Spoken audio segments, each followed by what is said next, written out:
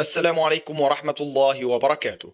قال تعالى في محكم كتابه العزيز: فلما نسوا ما ذكروا به فتحنا عليهم أبواب كل شيء حتى إذا فرحوا بما أوتوا أخذناهم بغتة فإذا هم مبلسون. صدق الله العظيم. بسم الله الرحمن الرحيم. وإذا أردنا أن نهلك قرية أمرنا مترفيها ففسقوا فيها فحق عليها القول فدمرناها تدميرا. صدق الله العظيم. بسم الله الرحمن الرحيم. وضرب الله مثلا قرية كانت آمنة مطمئنة يأتيها رزقها رغدا من كل مكان فكفرت بأنعم الله فأذاقها الله لباس الجوع والخوف بما كانوا يصنعون. صدق الله العظيم. قال رسول الله صلى الله عليه وسلم: رأيت عمرو بن عامر الخزاعي يجر قصبه أي أمعاءه في النار، فكان أول من غير دين إبراهيم. صدق رسول الله صلى الله عليه وسلم.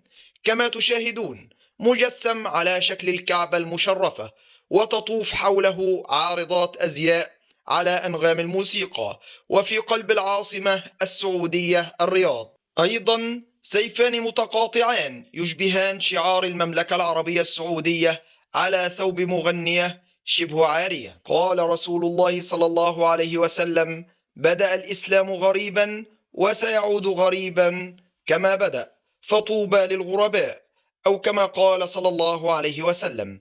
فإنا نشهد الله ونبرأ إليه مما نراه الآن، فإن طواف العارضات حول مجسم شبيه بالكعبة المشرفة في موسم الرياض للأزياء مشكلة عند بعض المواطنين، أنهم يحاولون إحسان الظن في نشر الباطل، مثل قولهم أن جلب جميع أساليب الترفيه سوف يجعل البلاد تحقق اكتفاء ذاتي في اللهو واللعب، يجعل أهلها في غنى عن السفر للبحث عنه في الخارج. قال تعالى في كتابه العزيز: وكل إنسان ألزمناه طائره في عنقه ونخرج له يوم القيامة كتابا يلقاه منشورا. فكل نفس ستحاسب بما فعلت، ولكن الجريمة هنا في تشويه مقدساتنا الإسلامية والتفاف عارضات الأزياء في منظر مخزٍ.